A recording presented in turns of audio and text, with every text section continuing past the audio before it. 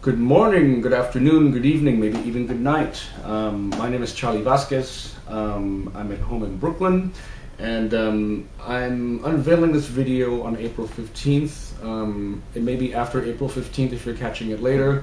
April 15th being the unveiling and kickoff of my second novel, Contraband, which has been published by Rebel Satori Press.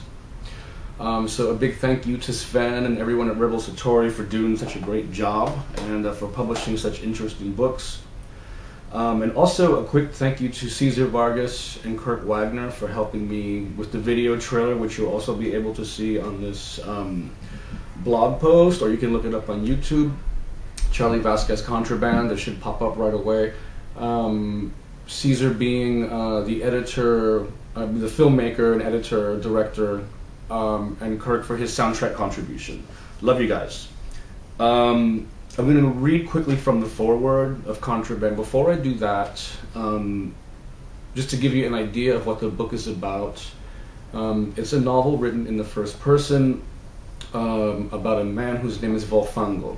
And Volfango works in the government. He works in the ministry in America during a time of a lot of upheaval, a lot of social unrest. Parts of the country are seceding and being reconquered, and there's all of this internal strife, and it's basically a civil war, or the disintegration and reformation of a government. So they're very turbulent times, and he's made to do a lot of things that are against his character. You'll have to find out what they are. I can't tell you, but so he comes to a very difficult crossroads when he learns that there are these underground labyrinth-type communities that are starting to appear underneath the great cities of America, where more open-minded people who are against the government, against the revolution, against the dictatorship, are running away to sort of form these communities of intellectual freedom, sexual freedom, artistic freedom, political freedom. So, but they're not exactly safe either. They actually pose their own problems. So, from the foreword, I knew contentment as a boy and made communion with the creator of beauty and the lamplighter of the universe himself, or so I was made to believe. I knew of blinding starry nights far from city lights, where the entrails of the cosmos throbbed with life, with pleasure, or so it seemed to my small and happy eyes. I knew cities and I knew seas. I was one of the loved and protected, and remember wandering through twisting caves and mysterious mountains and smoky villages in lands where I did not understand a word of native tongues. I traveled to misty castles and mossy lands, to blistering deserts cracked here and there by bolts of lightning, and saw peaceful meadows and churning shores the world over. I'd seen the mythical dramas of earthy tribes told through dance, and tracked the world's most fearsome creatures on sea and land. I once sailed through monstrous ice worlds and found myself lost on vast plains of flowering fields, as far as the eyes could see, far from familiar eyes. The confusing chaos of aggressive and dirty marketplaces in dozens of ports worldwide unraveled their crimes and exploits for me. Crying women with fake infants in hands, the dying and the supplicating, the pilfering and the scrounging, thieves and killers and shadows, liars, those distorted by leprosy and diminished by hunger. And there were always the ever-lurking women and men of secret pleasures, agents of forbidden words and wild gestures, whose intense stares made me think they wished to murder me. Me, just a boy, clinging to father's leg for safety. I saw walls of furious seawater roll through villages and back to sea again, as fast as they'd appeared, dragging buildings and families to merciless depths, forever silencing them, their screams merging with the sea.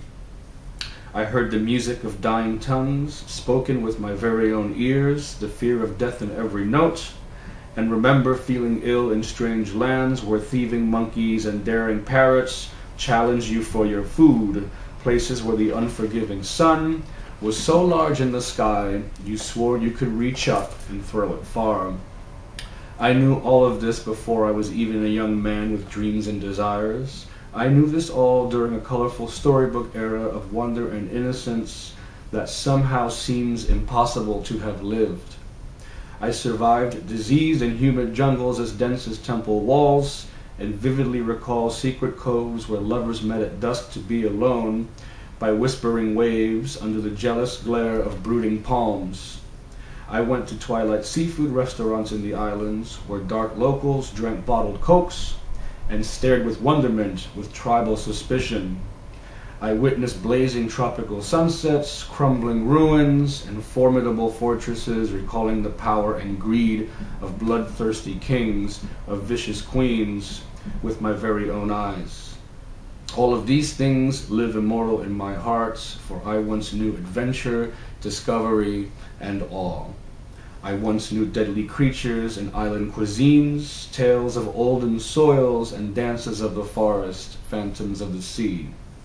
It was in the islands of the green-blue sea that I first learned of love, where the outcries of writhing lovers soared through the night as loud as screaming jungle birds. Their primitive shrieks wove in and out of the talons of lingering spirits, trapped and insatiable souls that haunted and yearned to live again in the flesh, recounting their mortal pleasures via the hoarsening ecstasies of the living. It was there that sunburned men of the north, with tattooed and hairy chests, swooned native girls, telling of the places they'd sailed from, as if from other planets. In tabernas, where people went to forget, made daring by drink, and succumbing to passion on the vast stages of night. This is where my world of enchantment and discovery ended. So I'll just leave it at that. I don't want to give away too much, but you have an idea of the sort of theme and tone of the book. And if you choose to read it, I hope you enjoy it. And please give me feedback, positive, negative. I listen to it all. And thanks for reading my blog. I'll try to do this video format every so often just to mix things up, but it means a lot to me that, and I know how many people follow this blog. I don't want to publicize that, and it's growing with each post, but it means a lot to me and all of the writers who I include here, because we have to keep literature alive, and it's a lot of hard work, and people need to connect with potential readers and people who are going to quite possibly enjoy all of that hard work. So you keep up the good work.